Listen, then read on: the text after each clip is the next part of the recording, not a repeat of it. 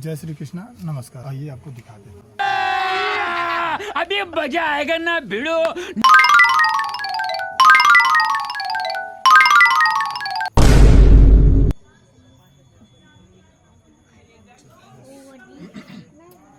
शिवम मिश्रा, ठीक है। और क्लास 6 के लिए जवाहर नवोदय विद्यालय में उत्तर प्रदेश के देखेंगे 75 जिला, 75 जिले में से एक जिला संत कबीर नगर है।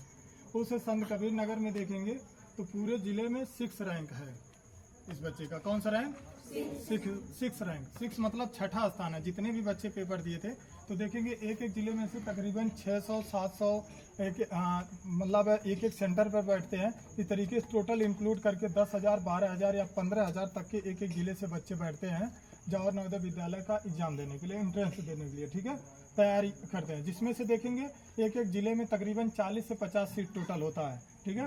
तो जिसमें से ये शिवम मिश्रा देखेंगे तो टॉप किया, ठीक है, 6 रैंक का स्थान हासिल किया। और देखेंगे कई प्रकार का छोटा मोटा बाधा भी आया, उसके लिए हम सब बहुत अथाह प्रयास किए। इनके बाबा हैं, ये बाबा भी बहुत मेहनत किए तब जा कर के पूरा कंप्लीट हो पाया।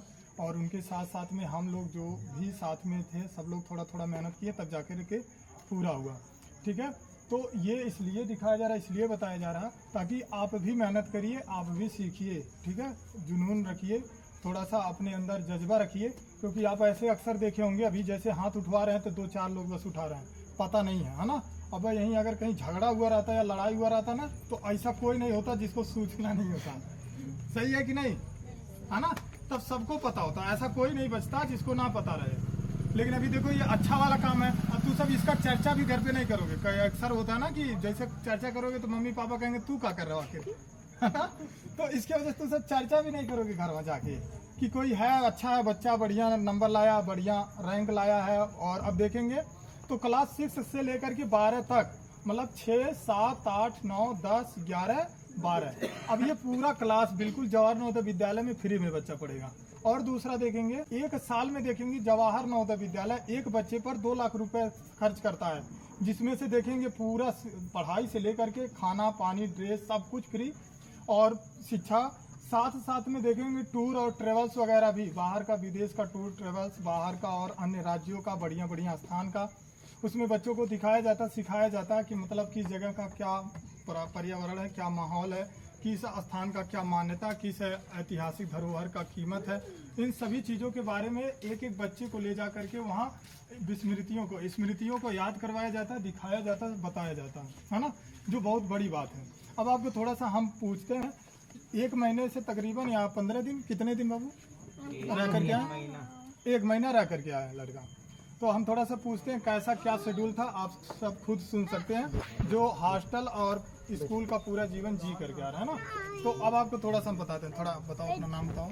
मेरा नाम है शिवम मिश्रा। हाँ, ठीक। अच्छा, अब ये बताओ बाबू, सुबह में मान लो जैसे मॉर्निंग में है, पूरा 24 घंटे का रूटीन यदि जानना है तो सुबह में कितने बजे जगना रहता है? मुझे सुबह 5:30 बजे जगाना रहता है सुबह में। हाँ, ठीक। फिर और उसके बाद से फिर ग्राउंड में जाके पीटी करना रहता है सुबह। हाँ, सुबह। तो पीटी में कई प्रकार का पीटी होता हाँ, होगा, शारीरिक व्यायाम। सही पर। हाँ, शारीरिक व्यायाम शुरू में सबसे पहले। हमारे यहाँ आप सब उठते होंगे तो सबसे पहले देखेंगे बढ़िया चाय टूटते होंगे, चाय और फैन वगैरह टूटते होंगे, कहाँ है देखते होंगे, जैसा मिलता होगा 1 गिलास तुरंत घोट जाते होंगे, है ना।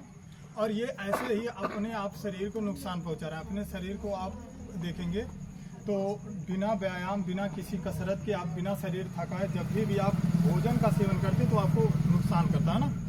अब उससे आगे क्या, उसके बाद का क्या कार्यक्रम होता है? उसके बाद 6 बजे तक अपने हॉस्टल में आ जाना रहता है जहाँ पे रहते हैं। 6 बजे मतलब आधे घंटे। हाँ, ठीक है। उसके बाद वो नहा धो, ब्रश करो। हाँ, उसके बाद 7:15 पे चले जाओ खाना खाने। 7:15 पर हम चले जाते हैं। तो खाना खाने मतलब ब्रेकफास्ट में क्या क्या मिलता है?